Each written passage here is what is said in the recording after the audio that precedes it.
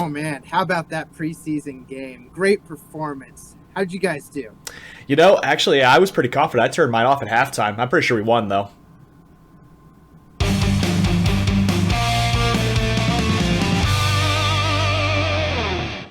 Good afternoon, sports fans, and welcome to this preseason week 1 recap episode of the Trajan Sportcast. I am your host, professional wrestler and Kansas City Chiefs fanatic, Christian Temple, joined alongside, as always, by my good friend, the terrible towel twirling Trajan. How are we doing so far today, sir? Oh man, I could feel ring number 7 coming. Number 7. The hype is real. The hype is real in Yinzerland. Start the parade. Start the parade. There you go. No, there's a lot of things to be excited about. Both games. Both our teams shown some flashes of what might be to come as far as our first strings and second string players here. But without further ado, let's get into it. As some of you might know, there will be no I don't want to talk about it this week, as the Chiefs fall 19-14 to the Chicago Bears. I mean, it is preseason, so you get your licks in early in the season and figure out where you stand as far as your starting 53 roster. But yeah, as you can see by the box score right there, a great first half from our first and second string. Going to halftime 14-0, and then pull everybody else and rest our starters. And I guess if there's one thing the Chicago Bears can lay their head on is the fact that their third string is better than our third string. Not a bad takeaway. Not a terrible takeaway. Going back down to the quarterback situation, Pat Mahomes got off to a phenomenal start. 6 out of 7 for 60 yards with 1 touchdown, no interceptions, QBR of 151. Our top rusher was Clyde Edwards-Helaire. Our top running back, rather. Our top rusher was Dustin Crum, who actually I had no idea who he was going into this year, but apparently he was originally in the Arena League as one of the quarterbacks there. So that's kind of cool. He gets a shot in the NFL. He'll probably end up being waived. I'm sure Shane Buechele will probably be our practice squad quarterback, and Chad Henne, he's going to be our number 2 because you know the saying, anything is possible. Not a whole lot as far as our running backs are concerned. Isaiah Pacheco, he had a couple good runs, but as far as running game was concerned, not a whole lot going on there too. But as far as passing, there was one wide receiver that really caught my attention, and surprisingly enough, it was not Sky Moore, the very hyped up rookie that we drafted, and I'm very impressed to see what he can do also. But Justin Watson, the former Tampa Bay Buccaneer wide receiver, getting 5 receptions, 45 yards, and a touchdown. A beautiful catch thrown by Shane Buechele, where Justin Watson had to go up almost into double coverage and bring that down. It was very impressive to see, and I'm very hopeful to see more in the next coming preseason games, and I hope he honestly gets a chance to crack the starting roster the way he played.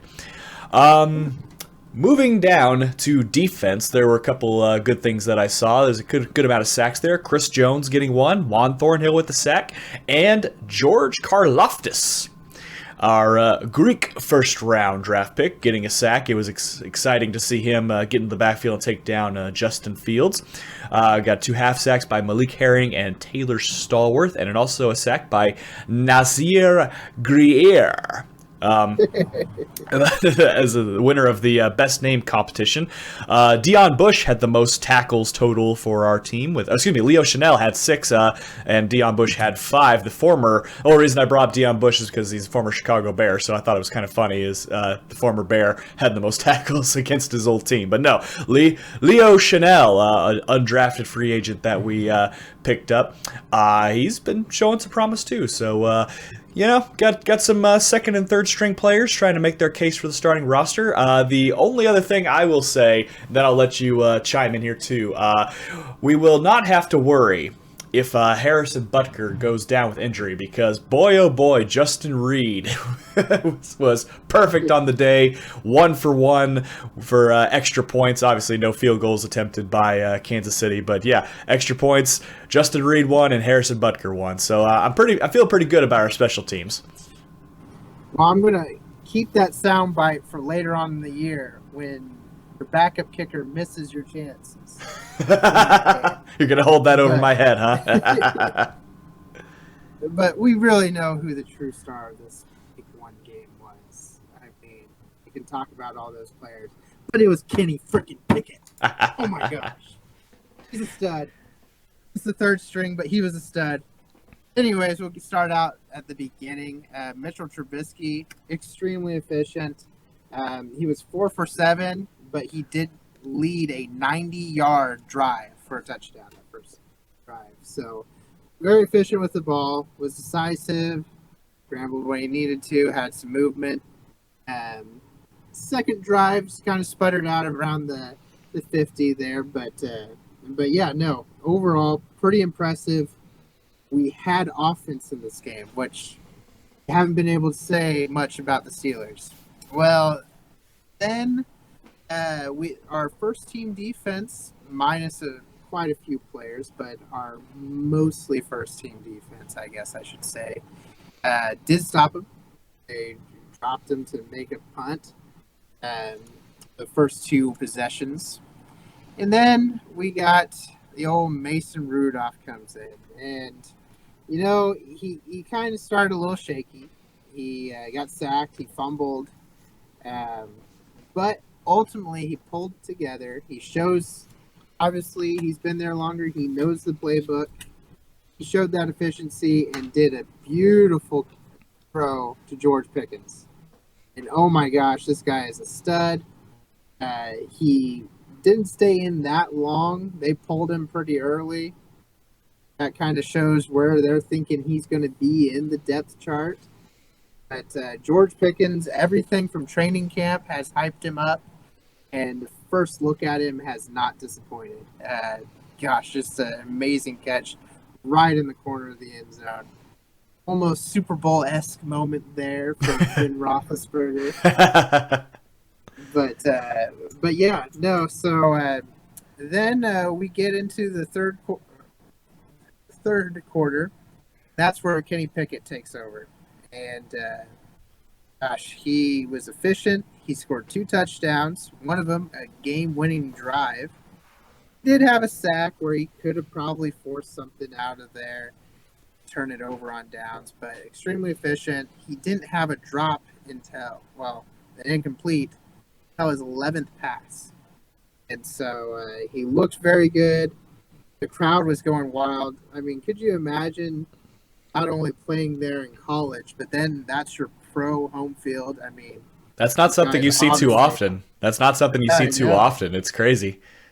I mean, you're familiar with it. It's a good environment, and I think he had fun, and he ultimately seized the moment. So I would hate to have Tomlin's job right now. I'd love to have his money.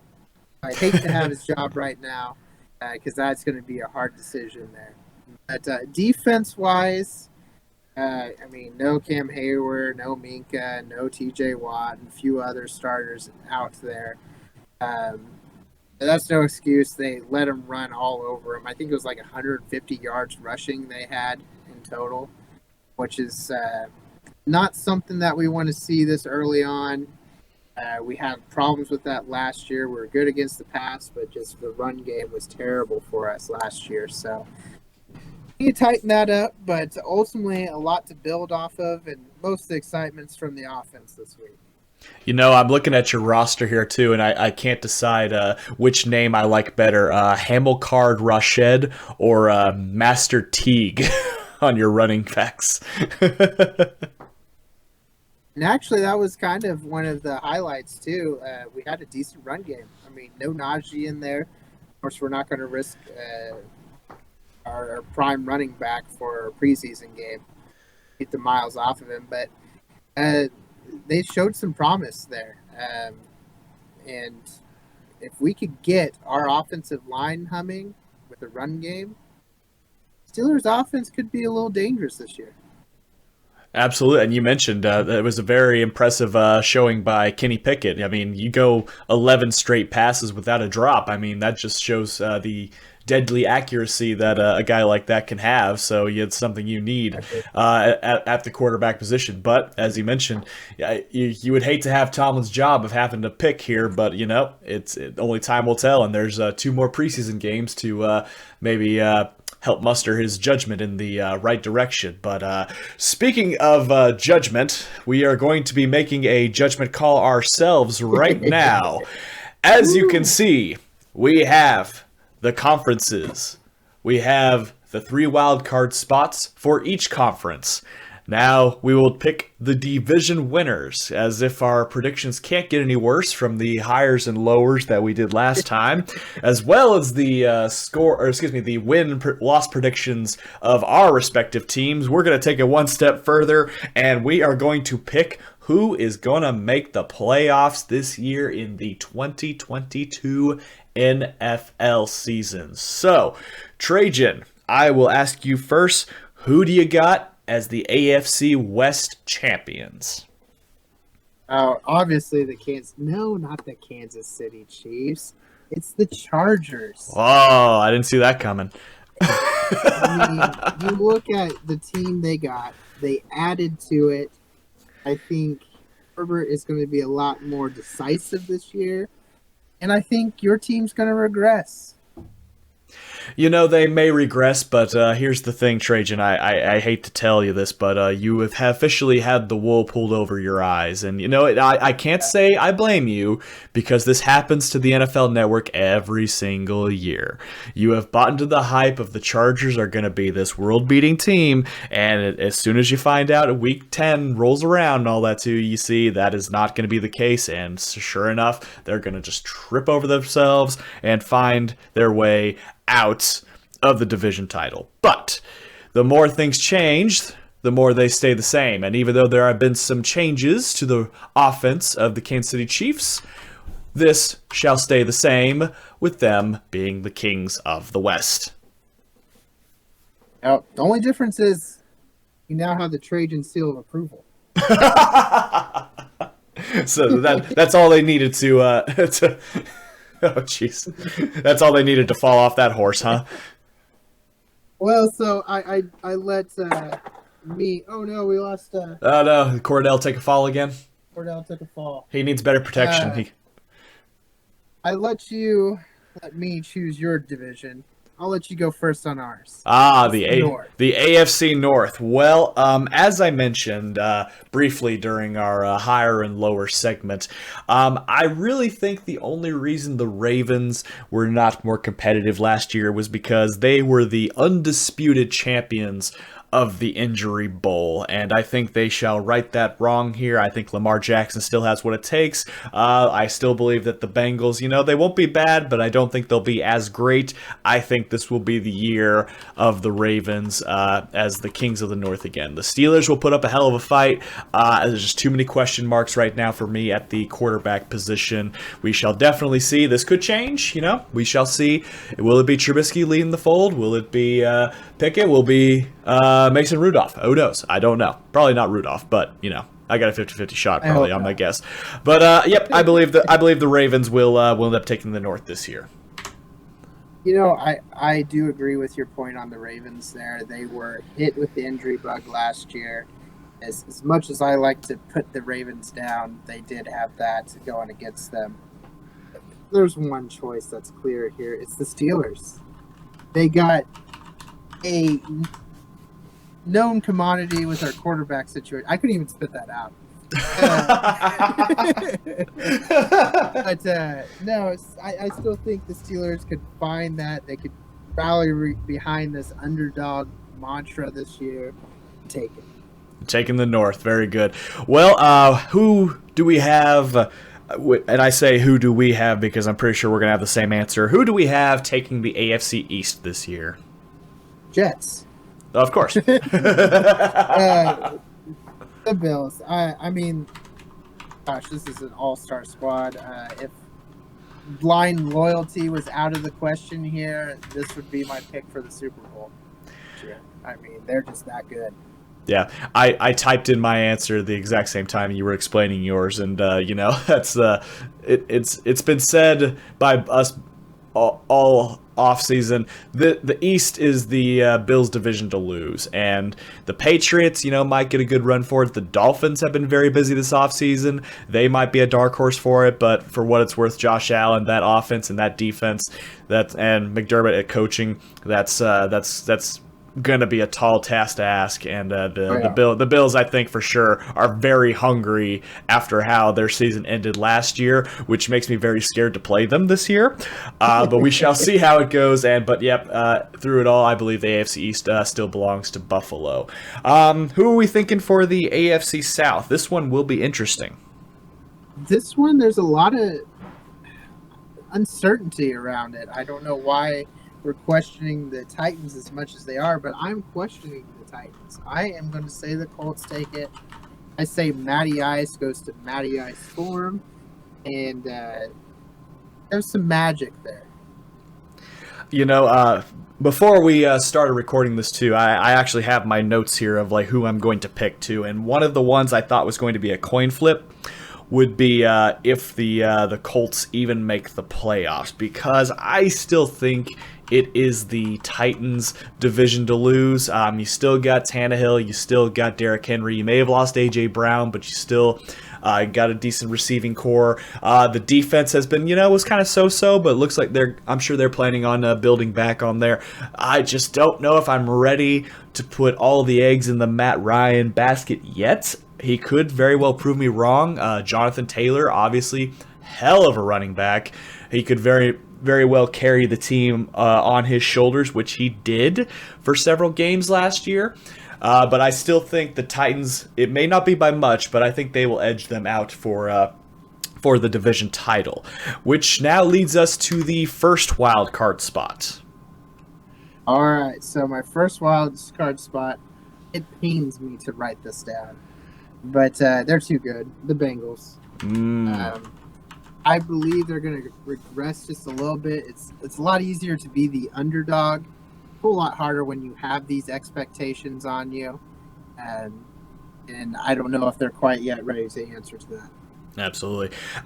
I would almost agree with the Bengals being in a wild card spot, but I don't even know like how good Joe Burrow's going to be after what he had to go through with the surgery and all that too. So they're kind of up in the air for me, but they were definitely not my first pick on the first wild card spot. That actually belongs to the Patriots. I really think that this is the year that they bounce back. They earned a wild card spot last year, but were absolutely trounced by the Bills in the first round. I mean, it was fun to see. Don't get me wrong, but man, that was just something I was not used to seeing. And when you make Bill Belichick very angry, bad things happen to good people, and that might just be the case. The Patriots might just be coming back with a vengeance. I think they earn the top wild card spot. Okay, yeah, that's a solid pick there. With the second wild card, I'm actually going to go with the Ravens.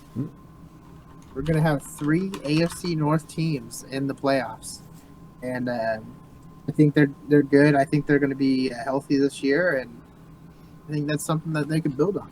Could very well happen.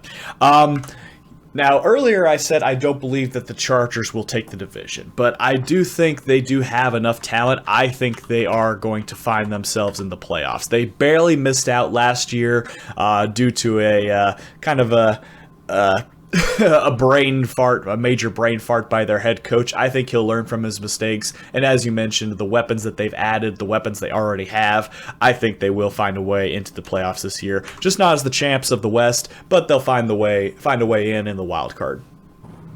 Yeah. All right. Are you ready for my wild card?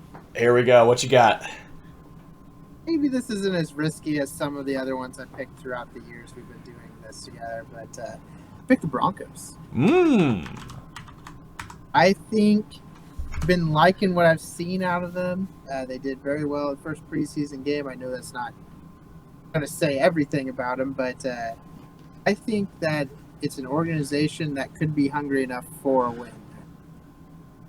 Absolutely. I mean, they just they are really going all in with this Russell Wilson experiment here. I mean, yes, they may have lost Tim Patrick, but you still got Jerry Jeudy, you still got Cortland Sutton, they got Javonte Williams in the backfield too. So the question mark will be, will their defense be just as dominant as they have been in the years past? So will everything come together for them? I do not have the Broncos making the playoffs this year. I think they will eventually make it there.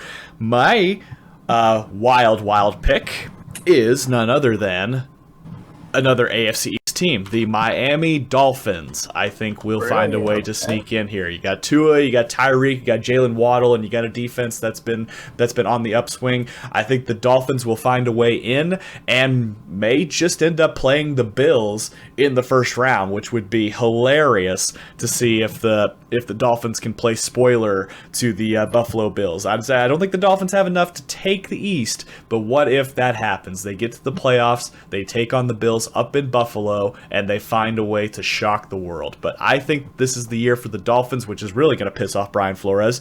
How about this? The only team we agree with, at least actually not even the wild card, just in general, is the Buffalo Bills. So we've got quite the parody going on in the AFC. Yeah. But now I'm genuinely curious how close we're going to be on the NFC. So I'll have you start with the NFC West.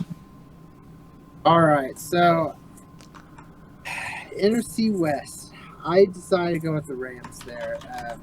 Could make a strong case for the 49ers, but I think it's a lot more known quantity with the Rams, so I think the Rams will get it. It's funny, a year ago when we were making these predictions too, remember we said there might be a chance that all four NFC West teams might make the playoffs, and 3 out of 4 ended up doing so. Yeah. Of course, the Seahawks were definitely the biggest disappointment last year, and I definitely believe they'll probably be a disappointment this year. I wholeheartedly agree. I think this is the Rams' division to lose. They will take the West, and they will probably run for it for maybe a couple more years. The 49ers are probably finding their way up, but it all depends on what Trey Lance can do for them. Let's move on with the North. All right, the North. As much as I hate to say this, it's going to be Green Bay. You just get tired of Green Bay always winning that division. I hope the Lions or the Bears or heck, the Vikings just pull out a win. But it's Green Bay. And I can't say I disagree with that too. I mean, it's just they just seem to find a way to run the North, even though the Vikings seem to have their number more often than not, but it's just the Vikings, they always find a way to shoot themselves in the foot, keeping them from taking that next step in the division race. But I think whether the Packers go far this year in the playoffs, who knows, but they should at very least get there with a division title. On to the East. This is where I debated a little bit. And I came out with the Eagles. I think the Eagles are a very impressive team. They've only gotten stronger. And I think that they can do it. I would tend to agree with you that the Eagles do look very impressive on paper. But here's the deal. It's like, oh, man, this team has not gotten any weaker, I would say, and that would be the Dallas Cowboys. Now, that's the deal. The NFC West, historically a very weak division. The Giants most likely not going to make a run for it. The Commanders definitely not going to make a run for it. Eagles would give the best chance, but I think the Cowboys will take it again and most likely lose in the first round, as is tradition. So, moving on to the NFC South, and I'm almost willing to bet we have the same answer for this one. Baker leads the Panthers to the playoffs. It could happen. It could happen. No, Tom Brady. TB stands for Tom Brady.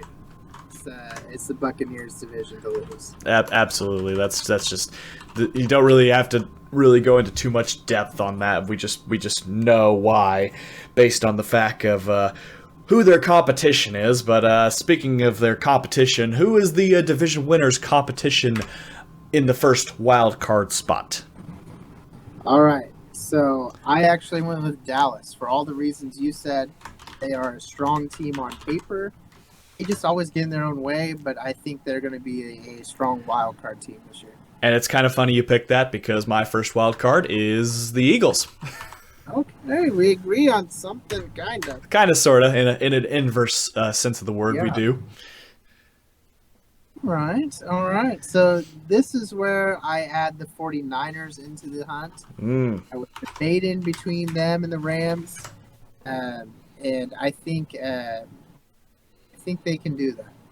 They very well could, and like I said, it just all comes down to how well is Trey Lance going to do in the regular season, and I need to see more, unfortunately, and I'm not 100% sure. But my number 2 is going to be the Vikings. I think they find a way to get in this year. Like I said, I don't think they'll overtake the Packers, but I think the new coach, new GM, to set Kirk Cousins' led offense free, I think they'll find a way to get a winning season out of this and get a playoff spot. All right, so your prediction there kind of puts a damper on my wild card. I chose the Vikings for my wild card. Aha, there you go. Wild card, but a wild card nonetheless. Nonetheless, I could probably see them slipping in at the 7th spot. 6th or 7th spot, I can definitely see that too. All right, well, now it's time for my wild card, and it goes a little something like, who dat talk about beating them Saints. I think the Saints will find a way with that defense, and if the offense can somehow just stay, immediately competent, I think they'll find a way to sneak in as the final seed in the playoffs. And, I was kind of there with you on the 49ers for a moment, but I'm just like, man, at least I know Jameis Winston's going to disappoint. Trey Lance, who knows? I just don't see it happening, but that is definitely a wild card. It would be hilarious just to see it would be one of the scenarios where the Saints somehow get in because like A, B, C, D, E, F, G has to happen, and just somehow it just all comes together for them, and then they go to the first round against the Buccaneers and they just get absolutely stomped. So it could be the 2023 Steelers. Basically. Exactly. It could very well turn into that scenario, but defense, no offense. There you go. So there you have it, ladies and gentlemen. There is our final prediction episode for the preseason. We will be back next week for week 2 preseason recap, seeing how our teams are doing. Adjusting their rosters from the 85, getting closer to the 53-man roster. And we are super excited to announce our next challenge, which we will do so next week on the show. As some of you might have seen from our golf challenge and our drag race challenge, the score is tied. Man. The score is tied, and who knows what kind of fun activity we'll have next, and who will take the lead in the Trajan Temple Challenge series. But we hope you guys have been enjoying those challenge videos so far. We hope you've been enjoying season 2 of our show so far. Leave a comment down below. Who do you think is going to be the surprise playoff attendee this coming season? Do you think will the Saints? Your wild card. Who's your wild card? Do you think it's the Dolphins, the Broncos, the Vikings, the Saints? Who do you got? We wanna hear it. But any closing thoughts before we wrap things up here, Trajan? Only thought I have is Kenny Pickett. His mind on the Pickett and the Pickett on his mind. So there we go.